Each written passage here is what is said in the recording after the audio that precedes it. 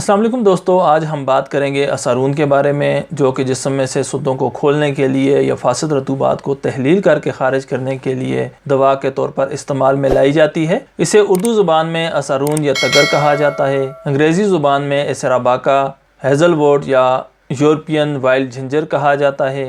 लातीनी ज़ुबान में एसेरम यूरोपियम कहा जाता है, जबकि अरबी ज़ुबान में इसे असारून ही कहा जाता है। असारून के मिजाज या अफ़ाल व ख़वास को बयान करने से पहले इसका मुख्तसर सा तहर्रफ देख लेते हैं। असारून, जिसे तगर भी कहा जाता है, इसका पौधा 4 से 6 इंच तक ऊंचा होता है और इसके पत्ते 4 इंच तक चौड़े होते हैं। ये एक सदाबहार पौधा है जिसके पत्ते घने, गहरे सब्ज और दिल की तरह के या गुर्दा की तरह के गोलाई लिए हुए होते हैं। जहाँ ये पौधा उगता है वहाँ ज़मीन नज़र ही नहीं आती, क्योंकि ये बहुत घने उगते हैं और इसके पत्ते ही पत्ते नज़र आते हैं। असारून के पौधे मरतूब ज़मीन में, पानी के किनारों पर, खुली और सायादार जगहों पर और मुतदिल आबो हवा में हर किस्म की ज़मीन पर उगते हैं। असारून या तगर के पौधे पर कलेजी रंग के फूल खिलते हैं, जिन पर सफ़ेद रंग की रुई सी नज़र आती है। सामने स्क्रीन पे आप देख सकते हैं। असारून या तगर के पौधे का फैलाव उसके ज़ेरे ज़मीन तन्ने से होता है, जिसे उसकी जड़ के तौर पर दवाओं में इस्तेमाल किया जाता है। इसका यही तन्ना या जड़ ज़ेरे ज़मीन फैलती है और एक ही पौधा आहिस्ता आहिस्ता फैलता चला जाता है और बहुत सारी जगह को घेर लेता है। असारून या तगर का पौधा यूरोपियन ममालिक से ताल्लुक़ रखता है। वहाँ पर ये खुद रो उगता है या बागीचों में खूबसूरती के लिए भी उगाया जाता है। इसके तन्ने या जड़ की खुशबू अदरक की तरह होती है। इसी वजह से इसे यूरोपियन ममालिक में यूरोपियन वाइल्ड जिंजर भी कहा जाता है और अदरक के मुतबादल के तौर पर इस्तेमाल भी किया जाता है। असारून या तगर के पौधे की जड़ या ज़ेरे ज़मीन तन्ना को बतौर दवा इस्तेमाल में लाया जाता है। पाकिस्तान में इसके मुतबादल के तौर पर तगर, या जिसे मुश्क बाला कहा जाता है, उसे इस्तेमाल में लाया जाता है। हालांकि अगर देखा जाए तो ये दोनों अलग पौधे हैं, अलग किस्म के पौधे हैं और इनके अफ़ाल व ख़वास मिलते जुलते होने की बिना पर इसे असारून या तगर के तौर पर इस्तेमाल किया जाता है। असारून या तगर के जो मशहूर मुरक्कबात मार्केट से तैयार हमें मिल जाते हैं, उनमें जवारिश जालिनूस, माजून सूरनजान, दवाउल कुरकुम और जवारिश फलाफली वगैरह शामिल हैं। असारून या तगर जिस्म में बनने वाले सुद्दों को खोलने के लिए, बलगमी, फासिद रतूबात को और सौदावी अमराज को रफ़ा करने के लिए बेहतरीन कुदरती दवा है। असारून का जायका तल्ख यानी कड़वा या बिटर होता है। इसका मिजाज गर्म खुश्क होता है, गर्म तीसरे दर्जे में जबकि खुश्क दूसरे दर्जे में होता है, जिससे ये ज़ाहिर है कि इसमें गर्मी का अंसर गालिब होता है, लेकिन गर्मी के साथ साथ इसमें खुश्की भी पाई जाती है। कानून मुफरद आज़ा के तहत भी इसे गर्म खुश्क तस्लीम किया जाता है। अब इसके अफ़ाल व ख़वास पे हम बात करते हैं, जो इसके गर्म खुश्क मिजाज या कैफियत की बिना पर जिस्म पर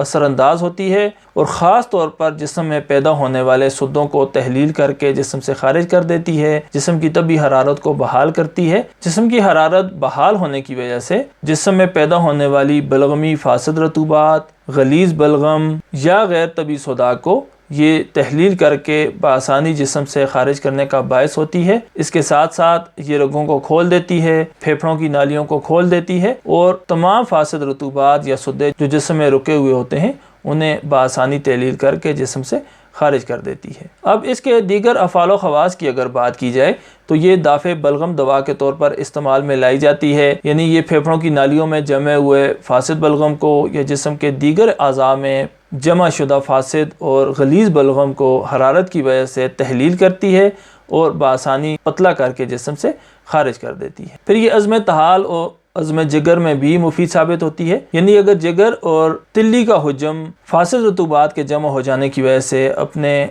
तबी हालत से ज़्यादा बढ़ जाए तो ये उन फासिद रतूबात को तहलील करके सुद्दों को खोल कर रास्तों को खोल देती है और फासिद रतूबात को खारिज करके जिगर और तिल्ली को अपने तबी हुज्म पर वापस ले आती है। फिर ये अरकुन निसाह के लिए भी मुफीद दवा के तौर पर इस्तेमाल में लाई जाती है, क्योंकि ये जिस्म की तबी हरारत को बहाल करती है। हरारत के बहाल होने की वजह से जिस्म में सर्दी खुश्की या खुश्की सर्दी के बायस पट्ठों में जो खिंचाव या अकड़न की कैफियत पैदा होती है उसे दूर करती है, सुद्दों को तहलील करती है। तो ऐसा अरकुन निसाह जो पट्ठों के खिंचाव के बायस पैदा हुआ हो या जिस्म में सुद्दे बनने के बायस आसाब पर दबाव डालकर अरकुन निसाह का मर्ज लाक हो चुका हो, तो ऐसी कैफियत में ये मुफीद साबित होता है। उन सुद्दों को तहलील करके रफ़ा करता है, पट्ठों के खिंचाव को दूर करके पट्ठों को नरम करता है, جس کی وجہ سے عرق النساء کا درد اگر کھچاؤ یا سدوں کی باعث ہو تو وہ بھی رفع ہو جاتا ہے۔ اسارون حیض اور بول کا ادرار کرتا ہے، یعنی حیض کو اور پیشاب کو جاری کرتا ہے۔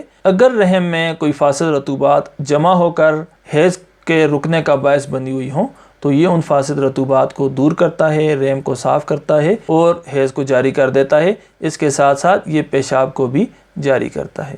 پھر مرگی، لکوہ یا فالج کا مرض اگر سدہ بننے کی وجہ سے لاحق ہوا ہو، یعنی خون کی نالیوں میں کوئی رکاوٹ پیدا ہوئی ہو یا جسم کے کسی حصہ میں کوئی رکاوٹ پیدا ہوئی ہو جس کے باعث مرگی، لکوہ یا فالج ہو جائے، تو یہ ان رکاوٹوں کو دور کرتی ہے اور فالج، لکوہ اور مرگی کے لیے بھی مفید ثابت ہوتی ہے۔ پھر یہ ارکان سدی کو بھی دور کرتی ہے، یعنی ایسا ہی ارکان جو جگر میں سدہ بننے کی وجہ سے یا رکاوٹ بننے کی وجہ سے پیدا ہوا ہو، اس سدہ یا رکاوٹ کی وجہ سے صفرا اپنے طبی راستے سے خارج ہونے کے بجائے خون میں شامل ہونا شروع ہو جائے تو ایسی حالت میں یہ اس سدہ کو رفع کرتی ہے اور یہ ارکان سدی کو دور کرنے کا باعث بنتی ہے۔ پھر اسارون مقوی بعض دواؤں میں بھی استعمال کی جاتی ہے۔ اگر قوت با جسم میں سردی خشکی کے غلبہ کی وجہ سے کم ہو جائے تو یہ ایسی صورت میں بھی جسم کی طبی حرارت کو بحال کرتی ہے اور قوت با کو تقویت پہنچاتی ہے۔ پھر اس کے ساتھ ساتھ یہ داؤ صالب یعنی بال چھاڑ کے مرض کو رفع کرنے کا بھی باعث ہوتی ہے،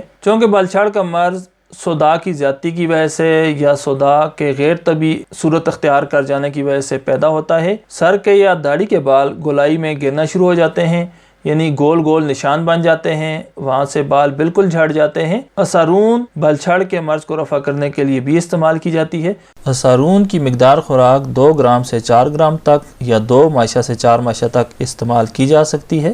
اسارون دستیاب نہ ہو تو اس کے متبادل کے طور پر زنجبیل یا جدوار استعمال کی جاتی ہے۔ پھر اس کے مضر اثرات میں اگر یہ لمبا عرصہ تک استعمال کی جائے یا اس کی زیادہ مقدار استعمال کی جائے تو یہ گرم مزاج کے افراد کو نقصان پہنچاتی ہے۔